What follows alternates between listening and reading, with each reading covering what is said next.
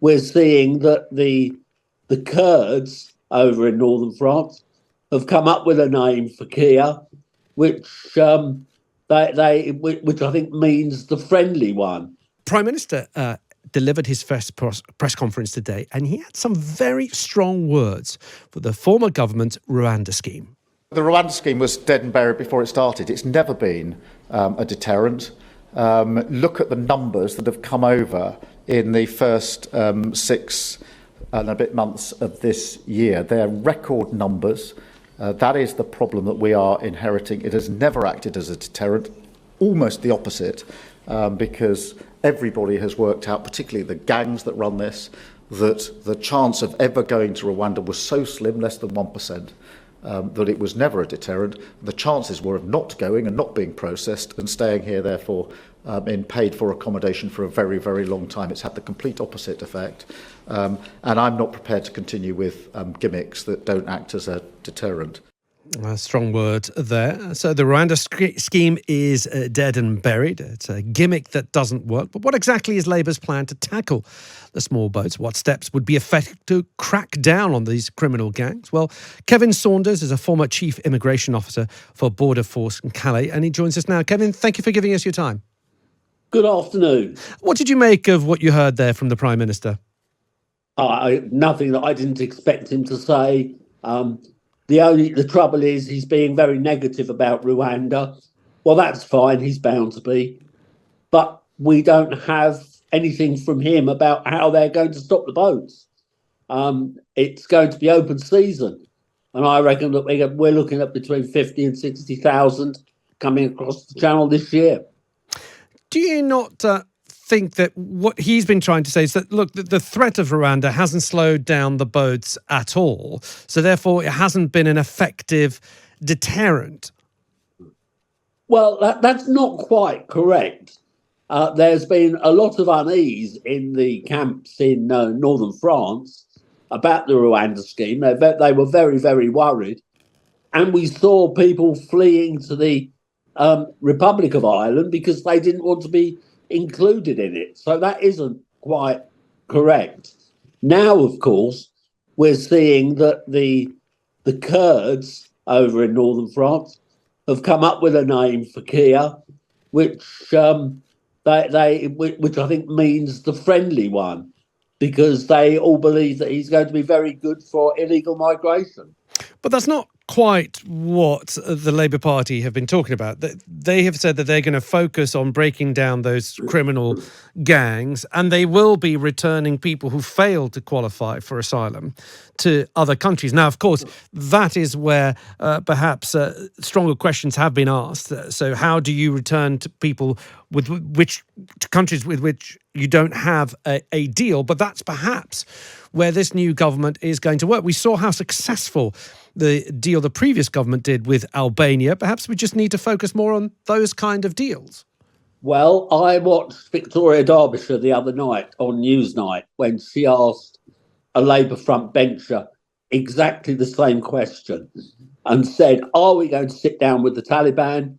Are we going to sit down with the Ayatollahs in Iran? And of course we're not. And those are the two biggest areas that we have people coming from.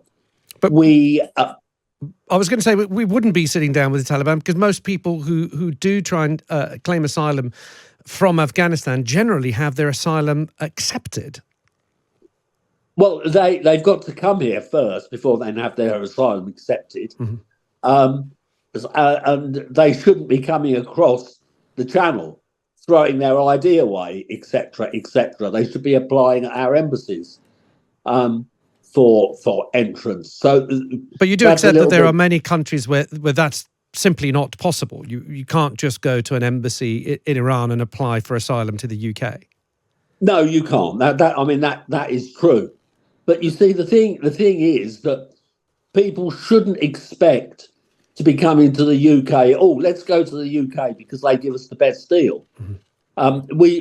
We've seen quite recently that people that have applied for asylum in Germany and haven't got it have shrugged their shoulders and said, "Oh, well, we'll go to the UK because we're bound to get it there," which is not right.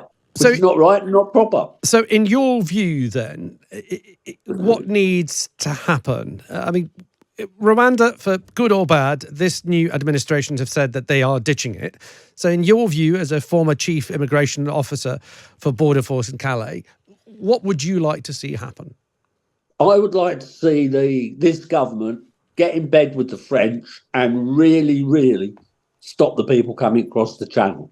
And the only way to do that is to get the French to agree to come onto the channel in their vessels and stop the boats from leaving French waters. That is the only way you can stop it if you don't have a big deterrent. And what would happen to those people that they stop? They would be returned to France. So France would have to keep them? France would have to keep them, which is what is supposed to happen anyway.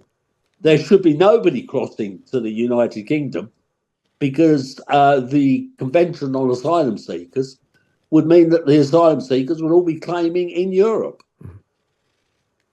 And what about tackling the criminal gangs, which is one of the main themes that the Labour Party have been putting forward, and how they would tackle the small boats issue? How realistic is that in your view? It's not realistic at all. We've been going after the gangs since the early 2000s. And the trouble is the gangs are very well organised. They're based, a lot of them are based in Turkey. The Turkish government don't see that the gangs are doing anything wrong. They're not breaking Turkish law, only UK law. And you can't send British policemen to Turkey to arrest the gang members in Turkey. That's a non-starter. But you do have Interpol, for example, acting all throughout Europe in order to take down criminal gangs that are involved in drugs issues. I mean, we heard the Prime Minister speak about those operations that take place at simultaneous time to take out massive gangs that operate across Europe. So similar operations must be possible, no? Operations are possible, but drugs is a problem all across Europe. It's illegal all across Europe. Right. Illegal migrants aren't. Okay. Kevin Saunders, thank you so much for giving us your time. Former Chief Immigration Officer for Border Force in Calais, giving me his thoughts on what he heard from the Prime Minister, who has said that the Rwanda scheme was dead and buried before he'd even started, and he's not prepared to, and I quote, carry on with a gimmick that doesn't act as a deterrent.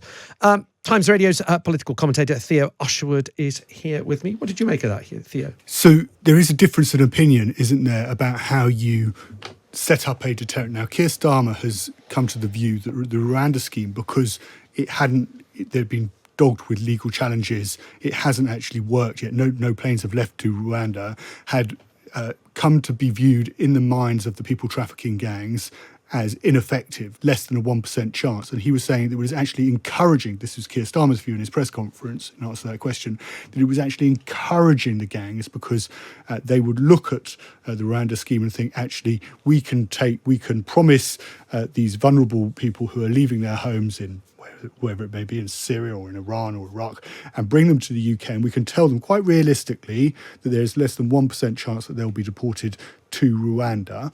And therefore, and this was Keir Starmer's argument, it effectively encouraged those gangs to put those people in boats and bring them across the channel.